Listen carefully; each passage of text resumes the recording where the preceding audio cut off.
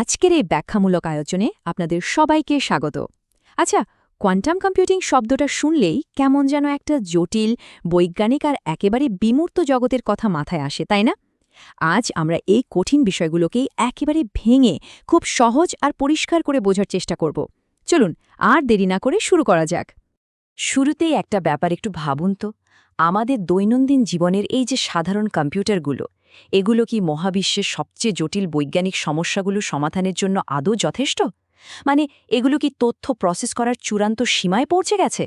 ভবিষ্যতের চ্যালেঞ্জ মোকাবেলায় আমাদের বর্তমান মেশিনগুলো কতটা প্রস্তুত, এই প্রশ্নটাই কিন্তু সরাসরি আমাদের কোয়ান্টাম প্রযুক্তির এক বৈপ্লবিক দুনিয়ার দিকে নিয়ে যায়। তো আজকের এই আয়োজনে আমরা মূলত কি নিয়ে কথা বলবো, চলুন এক নজরে দেখে নিই।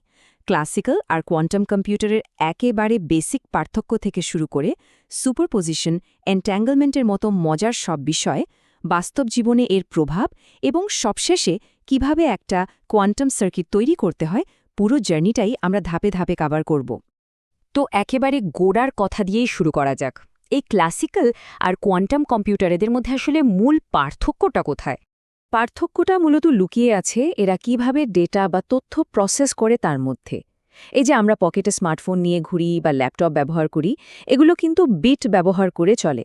জিনিসটা একেবারে স্থির, বলতে পারেন ঠিক আপনার ঘরের লাইট সুইচের মতো, হয় অন না হয় অফ, মানে হয় 0 অথবা 1। কিন্তু অন্যদিকে কোয়ান্টাম কম্পিউটারের জগৎটাই আলাদা।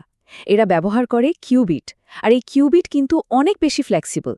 এটা একই সাথে 0 এবং 1 দুটো অবস্থাতেই থাকতে পারে, ভাবা যায়? আর এই যে একই সময়ে একাধিক অবস্থায় থাকা, বিজ্ঞানের ভাষায় এর একটা গালভরা নাম আছে, সুপারপোজিশন। এই সুপারপোজিশন কনসেপ্টটা বোঝা কিন্তু খুবই জরুরি, কারণ এটাই হলো কোয়ান্টাম কম্পিউটিংয়ের সেই ম্যাজিক বা গোপন ইঞ্জিন, যা এর বিপুল শক্তির আসল উৎস। বিষয়টা কি একটু খটমটে লাগছে? আচ্ছা, সুপারপোজিশনের এই আইডিয়াটাকে একেবারে জলের মতো পরিষ্কার করার জন্য চলুন বাস্তব জগতের খুব চেনা একটা উদাহরণ দিই। ধরুন, একটা কয়েন টেবিলের ওপর চুপচাপ রাখা আছে। আপনি দেখলে কি দেখবেন? হয়তো হেড, না হয় টেল, তাই তো? আমাদের ক্লাসিক্যাল বা সাধারণ কম্পিউটারগুলো ঠিক এভাবেই কাজ করে। একবারে কেবল একটা অবস্থাতে এরা থাকতে পারে। ডেটা প্রসেস করার ক্ষেত্রে এরা কতটা লিমিটেড, এই স্থির কয়েনটা তারই একটা দারুণ উদাহরণ। কিন্তু কয়েনটা যদি আপনি জোরে ঘুরিয়ে দেন, যতক্ষণ কয়েনটা ঘুরতে থাকে আপনি কিন্তু নির্দিষ্ট করে বলতে পারবেন না ওটা হেড নাকি টেল। ওই ঘূর্ণায়মান অবস্থায় কয়েনটা যেন একই সাথে হেড এবং টেল দুটো অবস্থাতেই বিরাজ করে। কোয়ান্টাম কম্পিউটার ঠিক এভাবেই কাজ করে। ঘুরতে থাকা কয়েনটা একটা কিউবিটের নিখুঁত রূপক, যা না থামা পর্যন্ত একসাথে অনেকগুলো সম্ভাবনাকে নিজের মধ্যে ধরে রাখতে পারে। আচ্ছা, এই যে একই সাথে একাধিক অবস্থায় থাকা, এটা দিয়ে আসলে আমাদের লাভটা কি? চলুন একটা বিশাল গোলকধাঁধার রূপক দিয়ে বোঝার চেষ্টা করি কিভাবে এই সুপারপোজিশন অকল্পনীয় একটা গতি তৈরি করে।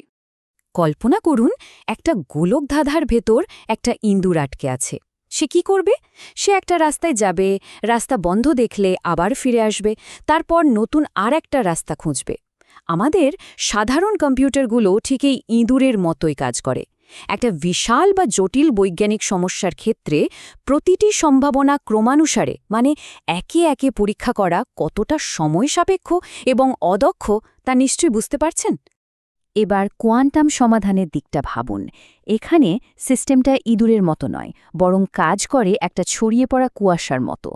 সুপারপোজিশনের জাদুতে এই সিস্টেমটা গোলকধাঁধার প্রতিটি সম্ভাব্য রাস্তায় একই মুহূর্তে ছড়িয়ে পড়ে। একটার পর একটা নয়, বরং একসাথে সবগুলো রাস্তা সে মূল্যায়ন করে এবং চোখের পলকে বের হওয়ার সঠিক পথটা খুঁজে বের করে ফেলে, একেবারে ইনস্ট্যান্ট। তো সবার বুঝার সুবিধার্থে বিষয়টা যদি আমরা এক জায়গায় সামারাইজ করি, সাধারণ বিট কাজ করে ক্রমানুসারে, ঠিক গোলকধাঁধায় পথ খোঁজা ইঁদুরের মতো। আর কোয়ান্টাম কিউবিট একই সাথে সব সম্ভাবনায় কাজ করে, গোলকধাঁধায় ছড়িয়ে পড়া কুয়াশার মতো। এই যে প্যারালেল বা সমান্তরাল প্রসেসিং, এটাই কোয়ান্টাম কম্পিউটারকে অবিশ্বাস্য রকম ফাস্ট করে তোলে। সুপারপোজিশন তো বুঝলাম, এবার চলুন কোয়ান্টাম জগতের আরও অদ্ভুত, মানে আক্ষরিক অর্থে মাথা ঘোরানো একটা কনসেপ্ট নিয়ে কথা বলি। প্রযুক্তিবিদরা এই শক্তিকে কাজে লাগানোর জন্য যাকে ব্যবহার করেন তার নাম এন্ট্যাঙ্গলমেন্ট। এন্ট্যাঙ্গলমেন্ট হলো কোয়ান্টাম জগতের এক অদ্ভুত, বলতে পারেন প্রায় জাদুকরী একটা সংযোগ। এখানে দূরে থাকা দুটো কিউবিট একে অপরের সাথে এমন গভীরভাবে জুড়ে যায় যে আপনি একটার উপর কোনো কাজ করলে কোনো রকম ফিজিক্যাল কানেকশন ছাড়াই অন্যটি তাৎক্ষণিকভাবে প্রভাবিত হয়। মানে পদার্থবিজ্ঞানের গতানুগতিক সব নিয়মকাণ্ডন যেন এখানে এসে একদম ফেল করে যায়। বিষয়টাকে আরেকটু সহজে বলি। ব্যাপারটা অনেকটা জাদুকরী যমজ দুই ভাইয়ের মতো। মহাবিশ্বের যে প্রান্তেই থাকুক না কেন, একজনকে চিমটি কাটলে অন্যজন সাথে সাথে ব্যথা অনুভব করবে।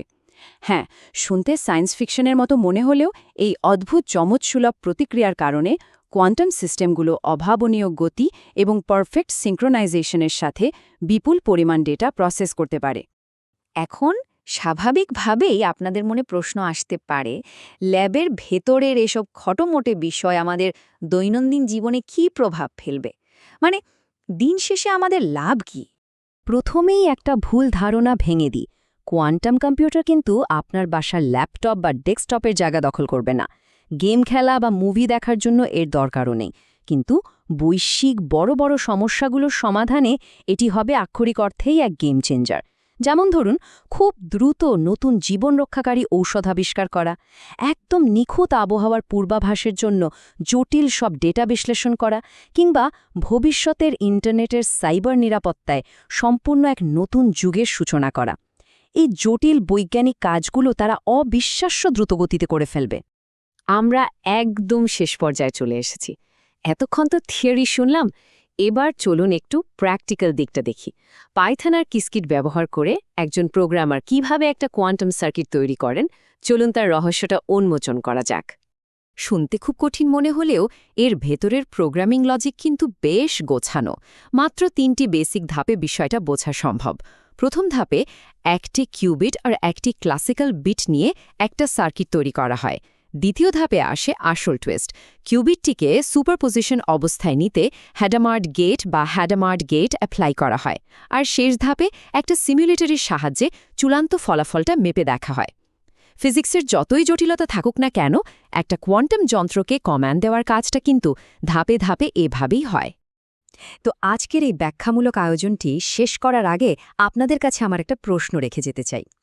একটু ভেবে দেখুন তো, কোয়ান্টাম কম্পিউটারগুলো যখন মাত্র কয়েক সেকেন্ডের মধ্যেই বিজ্ঞানের সবচেয়ে জটিল রহস্যগুলোর জট খুলে ফেলবে, তখন অসম্ভব বলে আর কিছু কি থাকবে? এই প্রযুক্তি যখন পুরোপুরি আমাদের হাতের মুঠোয় চলে আসবে, তখন আমাদের মানব সমাজ কিভাবে বদলে যাবে? প্রযুক্তির এই অসীম সম্ভাবনার কথা ভাবলেই কিন্তু গায়ে কাঁটা দেয়, তাই না? আশা করি আজকের এই আলোচনা আপনাদের কোয়ান্টাম জগৎ সম্পর্কে আরও জানতে আগ্রহী করে তুলবে। ভালো থাকবেন সবাই।